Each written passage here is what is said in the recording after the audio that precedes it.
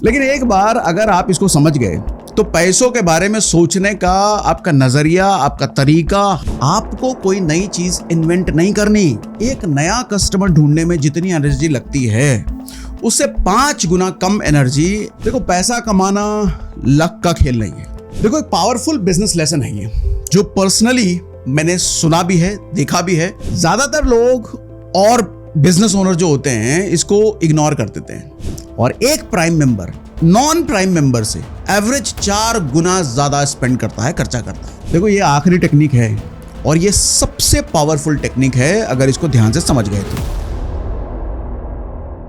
एक सवाल पूछता हूं आपसे, अगर आज से ठीक 30 दिन में आपको 1 लाख रुपए कमाने हो, और वो भी तब जब आपके पास कोई जॉब ना हो, कोई लोन देने वाला ना हो, और आपके पास किसी से रकम मांगने का ऑप्शन भी ना हो, बस आप हैं और आपका दिमाग है, तो क्या कहते हो, बना पाओगे?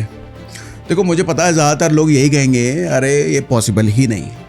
लेकिन आपको जान के हैरानी होगी कि एक आदमी ने इसी सवाल का जवाब 1930 में, यानी कि आज से करीब 100 साल पहले इसका जवाब दे दिया था।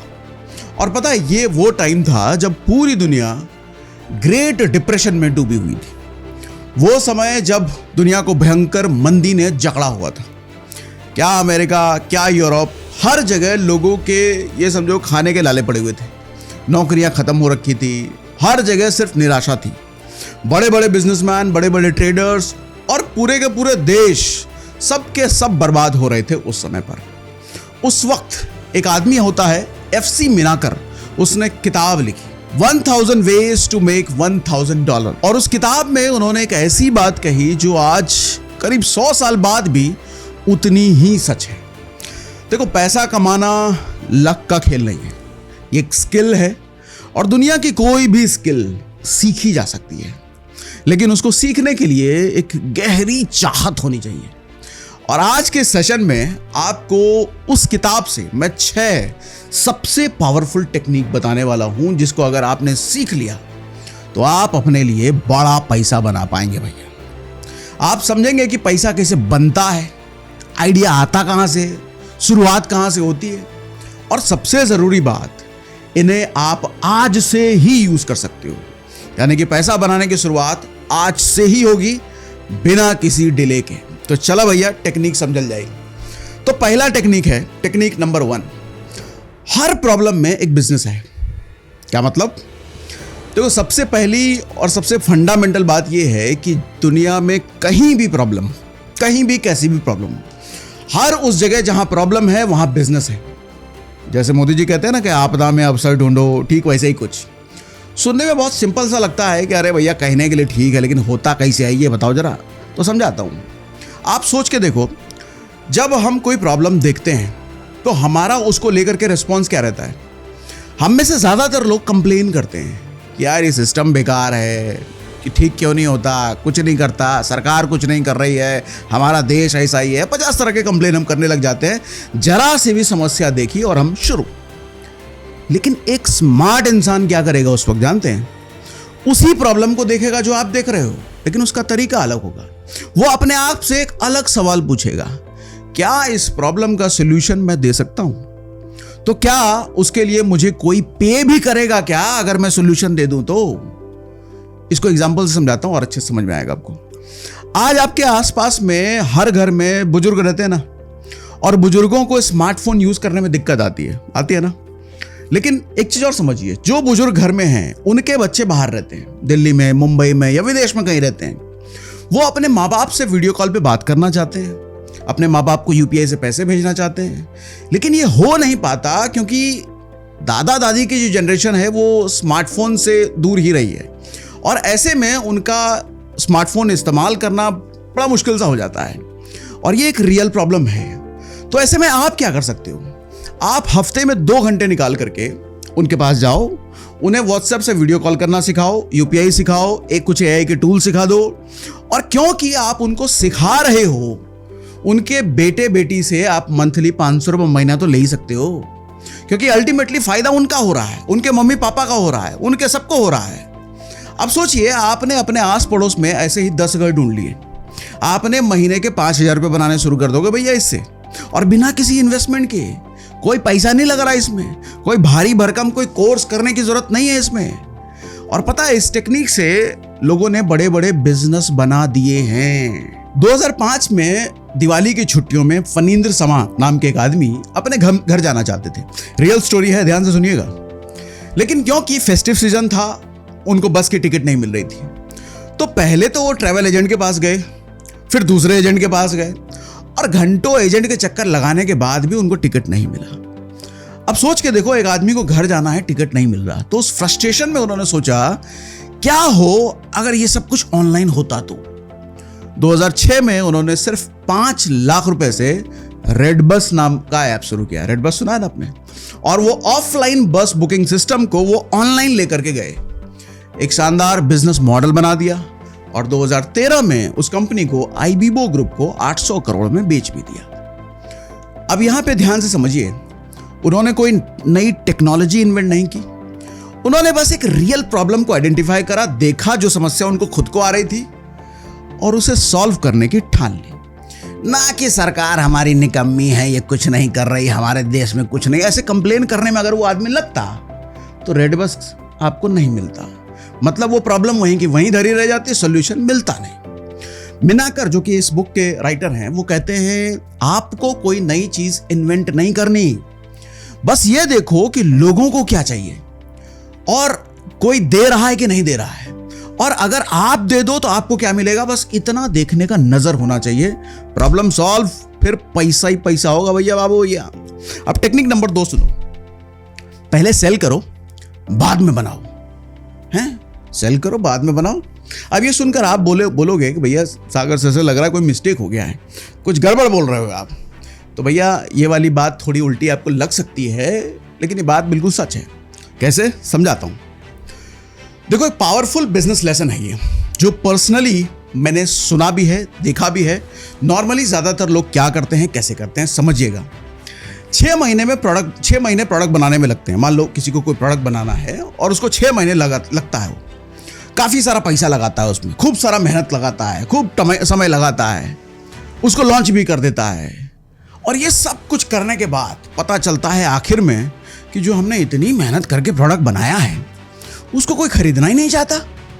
अच्छा, ऐसे 1-2 एग्जांपल नहीं है, कितने ऐसी कंपनियां हो भैया, लॉन्च होती हैं, प्रोडक्ट बिकता नहीं, कंपनी बंद हो जाती है।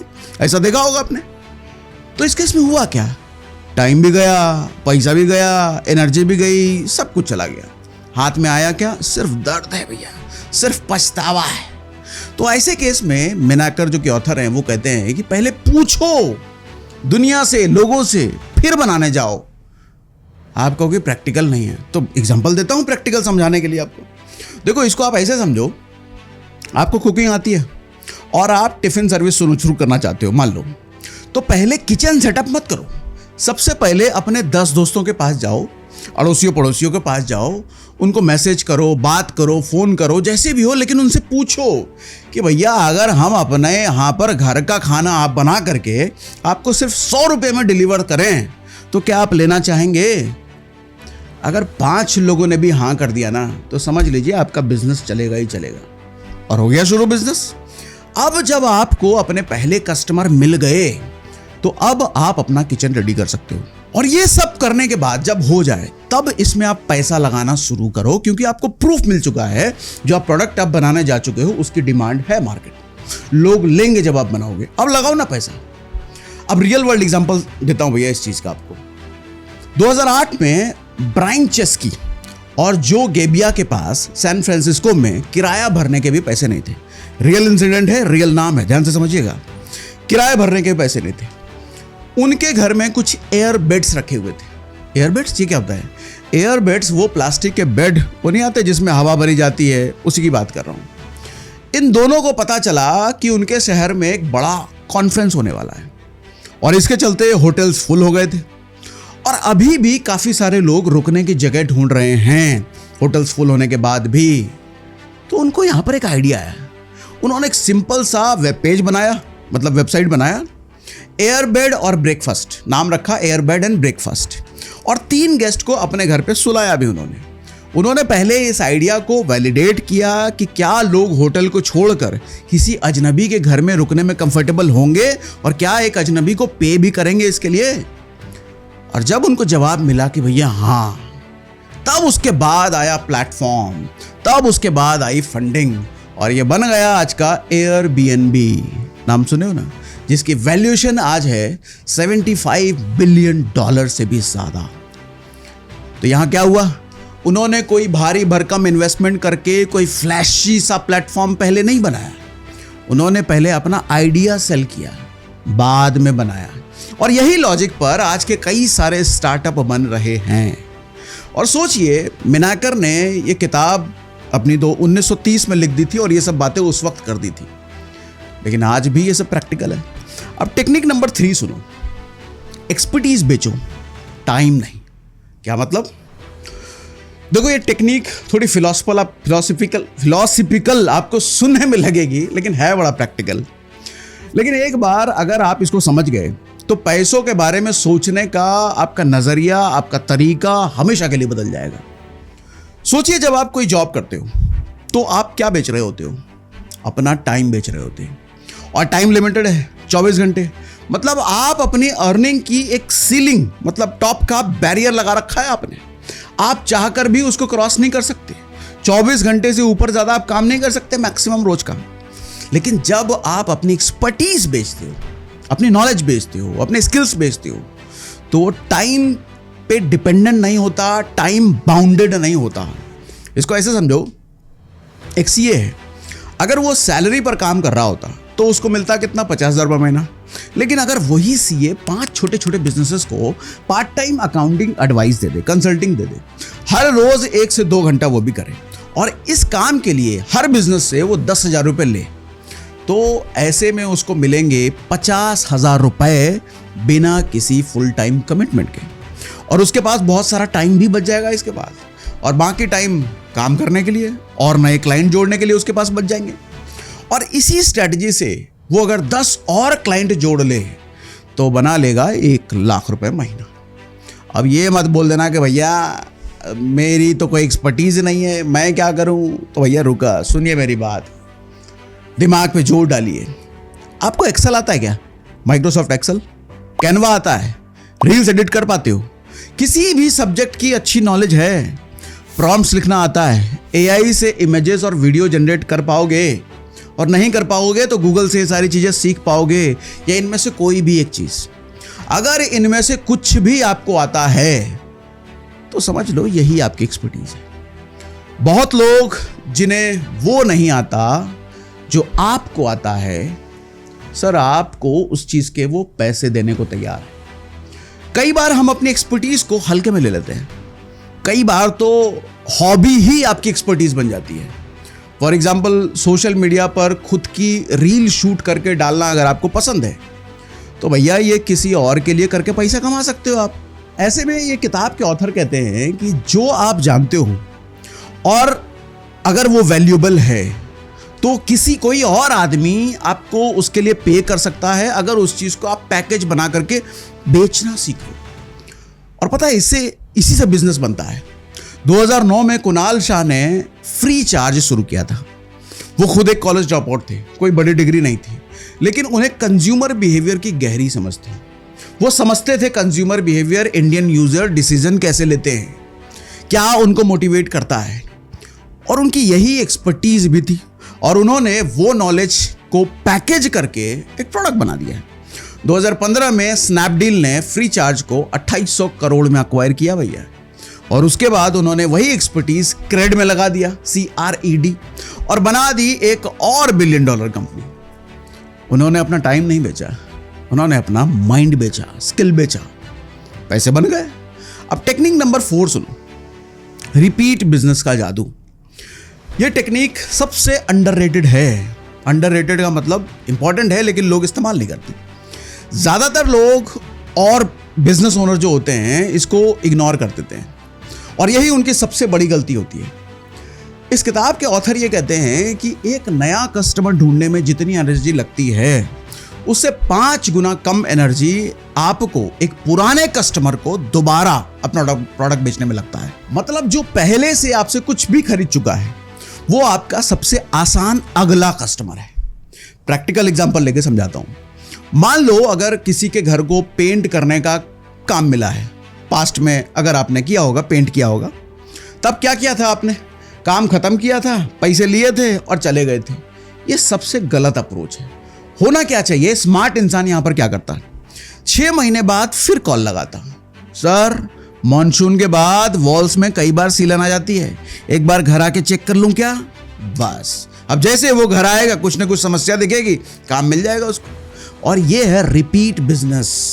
अब एक दूसरा एग्जांपल समझाता हूं। एक नाई का, एक नाई जो बाल काटता है, उसके पास 50 रेगुलर कस्टमर है जो हर महीने आता है, तो उसको रोज नए नए कस्टमर ढूंढने ही नहीं पड़ते और इसकी वजह से क्या होता है, उसकी इनकम स्टेबल बन जाती है। अब इस टेक्निक को देखो कंपनियां कैसे इस्तेमाल करती हैं, बड़ी बड़ी कंपनियां। 2005 में अमेजॉन ने अमेजॉन प्राइम लॉन्च किया था। उस वक्त लोगों को लगा कि यार कौन 79 रुपये महीना, 79 रुपये सालाना देगा फास्ट डिलीवरी के लिए। लेकिन अमेजॉन को पता था कि अगर कोई एक बार प्राइम मेंबर बन गया तो वो बार बार उन्हीं से खरीदने वाला है। नए कस्टमर अक्वायर करने पे दिमाग लगाने के बजाय उन्होंने एग्जिस्टिंग कस्टमर को रिटेन करने पे एक्स्ट्रा दिमाग लगाया। हुआ क्या? आज प्राइम के ग्लोबली 200 मिलियन से ज्यादा मेंबर हैं और एक prime member non prime member से एवरेज 4 गुना ज्यादा स्पेंड करता है, खर्चा करता है। तो ये प्रिंसिपल है भैया, रिटेंशन ओवर एक्विजिशन, और ये आज हर बड़े बिजनेस का बैकबोन है, लेकिन छोटे बिजनेसेस को समझ नहीं पाते। अब टेक्निक नंबर 5 सुनिए। छोटी शुरुआत करो लेकिन बड़ा सोचो। अपनी किताब में मिनाकर ने लोगों को एक प्रॉब्लम को पॉइंट आउट किया है, लोगों की प्रॉब्लम को पॉइंट आउट किया है। अक्सर लोग क्या करते हैं, जब कुछ शुरू करने का सोचते हैं तो या तो बहुत बड़ा सोचेंगे और शुरू ही नहीं करेंगे, या फिर इतना छोटा सोचेंगे कि कभी ग्रो ही नहीं हो पाते। ऑथर कहते हैं कि शुरू छोटे से करो लेकिन प्लान बड़ा करने का रखो। एग्जांपल समझाता हूं। एक लड़की है जिसे बेकिंग आती है, बेकिंग, केक बनाना। उसने शुरू किया घर से अपना काम और शुरू में सिर्फ क्लोज फ्रेंड्स और रिश्तेदारों के ऑर्डर्स लिए उसने। फिर उसने इंस्टाग्राम पर एक पेज बनाया और एक छोटी सी बेकरी में पैसा लगाया। इंस्टा से बल्क में ऑर्डर आने लग गए। अब जब इंस्टा से बल्क में ऑर्डर आने लग गए तो उसने अपना इन्वेस्टमेंट बढ़ाया और फिर आज वो 5 लाख रुपए महीना कमाती है। लेकिन शुरुआत कैसी हुई थी इसकी? इसकी शुरुआत हुई थी छोटे से चॉकलेट केक से। अगर वो पहले दिन ही ये सोचती कि भैया सेटअप बनाना है, ऑफिस बनाना है, स्टाफ में इन्वेस्टमेंट करना है, ये सब सोचने लगती तो शायद आज शुरू भी नहीं कर पाती। तो इसीलिए ऑथर की लाइन बड़ी मुझे अच्छी लगती है कि पहले स्टेप लो, बाकी रास्ता खुद ब खुद बनता चला जाता है। अब रियल वर्ल्ड एग्जांपल देता हूं आपको। 1940 में रिचर्ड और मैरिक मैकडोनल्ड ने कैलिफोर्निया में एक छोटा सा रोड साइड का बिजनेस स्टॉल खोला था, बर्गर का। कोई ग्रैंड विजन नहीं था, कोई बड़ा इन्वेस्टमेंट नहीं था, बस एक छोटा सा सिंपल सा आइडिया था कि फास्ट फूड मिलना चाहिए, सस्ता मिलना चाहिए और फूड की क्वालिटी और टेस्ट में कंसिस्टेंसी होना चाहिए। एक कस्टमर जब दोबारा आए तो उसको सेम टेस्ट हर बार मिलना चाहिए। और उन्होंने धीरे धीरे इस प्रोसेस को परफेक्ट बनाया, धीरे धीरे। फिर एंट्री हुई रिक रॉक की, फ्रेंचाइज मॉडल आया और बाकी इस फ्रेंचाइज मॉडल की ताकत तो आप जानते ही हैं। आज मैकडोनल्ड 100 से ज्यादा देशों में है और यह दुनिया की सबसे वैल्यूएबल रेस्टोरेंट चेन्स में से एक बन चुका है। लेकिन शुरुआत कैसे हुई थी इसकी? एक रोड साइड स्टॉल से, यानी कि बहुत छोटी सी चीज से। तो इसीलिए ऑथर ने ये वाली बात बोली भैया कि शुरुआत छोटे से करो। अब टेक्निक नंबर 6 सुन लो। वैल्यू क्रिएट करो, प्राइस मांगने की जरूरत नहीं पड़ेगी। देखो ये आखिरी टेक्निक है और ये सबसे पावरफुल टेक्निक है अगर इसको ध्यान से समझ गए तो। पैसे के पीछे भागने वाले लोग अक्सर पैसों से दूर रहते हैं और वही लोग वैल्यू क्रिएट करने पर अगर फोकस करते हैं तो पैसा उनके पीछे आना शुरू कर देता है। क्या मतलब? फिलोसॉफिकल लग रहा होगा सुनने में आपको, लेकिन यह बात बिल्कुल प्रैक्टिकल है। देखो, लोग उसको पैसा देते हैं जो उनकी जिंदगी आसान, बेहतर या ज्यादा कंफर्टेबल बनाता है। मतलब आपका काम ये नहीं है कि लोगों से पैसे कैसे निकालने इसमें दिमाग लगाता रहो, आप दिमाग इसमें लगाओ और आपका असली काम भी यही है कि लोगों की लाइफ में इतनी वैल्यू ऐड करो कि वो खुद आपको पैसा देने के लिए इच्छुक हो जाएं, चाहें। एग्जांपल दूं, समझाता हूं। देखो, क्योंकि मैं एक टीचर कंटेंट क्रिएटर हूं, मैं पढ़ाने वाला कंटेंट आपको देता हूं, इसलिए इसको मैं एक फ्रीलांसर वीडियो एडिटर के एग्जांपल से समझाता हूं। जब मैंने शुरुआत में कंटेंट बनाना शुरू किया था तो मुझे 2 टाइप के वीडियो एडिटर्स मिले थे। पहला वाला बस वही करता था जो मैं उसको बताता था, इसके बाद वो एडिट कर देता था और डिलीवर कर देता था, काम खत्म। लेकिन एक दूसरा वाला भी मिला जो एडिट तो करता था, लेकिन एडिट करने के साथ साथ मुझे ये भी बताता था कि सर इस वीडियो की थंबनेल ऐसी होनी चाहिए तो ज़्यादा अच्छी रीच आएगी, और ये इससे रील भी निकल जाएगा 15 सेकंड का। अच्छा, ये वाली जो आपने बात बोल दी इसको 15 सेकंड नहीं 30 सेकंड में बोलो तो ज़्यादा अच्छा परफॉर्म करेगी। साथ में इस तरह की बात अगर बोलो तो ये हुक वाला ऐसा काम करेगा। वो मुझे अलग अलग आइडियाज़ देता था। अब बताओ, रखा उसको वीडियो एडिटर के लिए था, लेकिन वो 50 तरह के आइडिया मुझे देता था। अब आप ही बताओ कि मुझे किस तरह के साथ काम करना चाहिए, किस तरह के बंदे के साथ, दूसरे वाले के साथ ना। क्योंकि वो सिर्फ सर्विस नहीं दे रहा है, वो मुझे वैल्यू भी दे रहा है। और पता है, ये बात सिर्फ बिजनेसेस पर नहीं, जॉब पर भी लागू होती है। जो भी एम्प्लॉय सिर्फ अपना काम करते हैं, जो काम उनको मिला है बस उतना ही करना है, तो वो जिंदगी भर एवरेज रह जाते हैं। लेकिन जो अपने से ज़्यादा काम करते हैं, अपने से ज़्यादा डिलीवर करते हैं, कई सारे और भी सॉल्यूशंस लाता है, टीम की हेल्प करता है, उनकी ग्रोथ का ग्राफ अलग लेवल पर जाता है। और ये वैल्यू क्रिएशन स्टीव जॉब्स और एप्पल की कोर फिलॉसफी है। समझाता हूँ। 2007 में जब स्टीव जॉब्स ने पहला आईफोन लॉन्च किया ना, तो नोकिया, मोटोरोला और ब्लैकबेरी ये सब फोन्स बेच रहे थे। लेकिन एप्पल ने सिर्फ एक फ़ोन नहीं बेचा, उन्होंने शुरू से ही एक एक्सपीरियंस बेचा। फ़ोन के साथ था उनका iTunes आता था, ऐप स्टोर आता था, iCloud आता था। यानी कि फ़ोन तो आप एप्पल का ले रहे हो, लेकिन उसके साथ पूरा इकोसिस्टम भी आपको मिल रहा है, जो बाकी फ़ोन बनाने वाली कंपनियों के पास था ही नहीं। और यही चीज़ कस्टमर के लिए एक नया एक्सपीरियंस था, क्योंकि जितना कस्टमर उस इकोसिस्टम में जाते थे उतना ही वो वापस एप्पल की तरफ ही घुसता चला जाता था। और इसकी वजह से आज देख लो, आज एप्पल की मार्केट कैप 4 ट्रिलियन से भी ज़्यादा है, ऑलमोस्ट भारत की जीडीपी के बराबर। और लोग हर साल देखते ही हो, जब नया आईफोन लॉन्च होता है तो क्या तमाशा होता है, रात रात भर लाइन लगा करके आईफोन खरीदते हैं। और ये लाइन में लगने के लिए एप्पल उनको फोर्स नहीं करता, बल्कि लोग उस वैल्यू के लिए पे करना चाहते हैं, जो वैल्यू उनको एप्पल अपने हाथ में रखने से मिलती है। वो वैल्यू किसी भी तरह की हो, आप समझते हो। तो मोरल क्या है? वैल्यू क्रिएट करो, पैसा ऑटोमेटिकली आपको फॉलो करते हुए आपके पास आएगा। तो ये थी भैया 6 ऐसी टेक्निक जो अगर आप फॉलो करते हो तो आप भी जिंदगी में बहुत बड़ा कुछ ना कुछ बना ही लोगे। सोचिए, मिनाकर ने ये किताब उस वक्त लिखी थी जब दुनिया की इकोनॉमी तबाह थी, लोग कह रहे थे कि कुछ हो ही नहीं सकता अब, लेकिन उन्होंने कहा 1000 तरीके हैं पैसे बनाने के, और आज 90 साल बाद भी पैसे बनाने के वो तरीके आज भी कारगर हैं। चैलेंजेस आपके सामने आएंगे भैया, लेकिन उन चैलेंजेस को ओवर करने पे दिमाग लगाइए तो ओवरकम हो भी जाता है। जॉब नहीं है कोई बात नहीं, इनकम कम है कोई बात नहीं, डायरेक्शन नहीं दिख रहा कोई बात नहीं चाचा, लेकिन आपको याद रखना है कि पैसों की कमी हो सकती है, लेकिन आइडियाज़ की कमी नहीं है आपके पास। कमी है एक्शंस की। एक्शन लिए तो आइडियाज़ आते चले जाएंगे, काम नहीं आता काम सीखते चले जाओगे, परफेक्ट नहीं हो काम में, करते रहो परफेक्ट भी बन जाओगे। और लास्ट में एक बात कहूँगा, इस वीडियो के बाद आपके पास 6 आइडियाज़ हैं आप काम करने के लिए। कोई भी एक चुन लो, किसी पर भी काम शुरू कर दो, लेकिन शुरू आज ही से ही करना। और ये आइडियाज़ अगर मैं आपको अच्छे से समझा पाया तो बताइएगा ज़रूर कमेंट बॉक्स में। आप जो लिखते हो कि समझाते बहुत बेहतरीन है सागर सर, आप इतनी आसान भाषा में पूरे यूट्यूब पर कोई नहीं समझाता। आप लिखते हो, मैं पढ़ता हूँ, जवाब भले ही नहीं दे पाता लेकिन एक एक कमेंट पढ़ता हूँ भैया आपके। और इसके साथ ही ये सेशन को आप अपने दोस्त या किसी ऐसे इंसान को भेजना मत भूलिएगा जिसको आपको लगता है कि भैया ये आदमी सक्सेसफुल हो जाए तो अच्छा है, पैसे कमा ले तो अच्छा है। और अगर ये वीडियो आपके साथ किसी ने शेयर कर दिया है तो उसको थैंक यू बोल देना कि भैया इतना अच्छा आइडियाज़ इस वीडियो में था, थैंक यू लिख दीजिए, लाइफ में वैल्यू ऐड कर दिया उसने आप।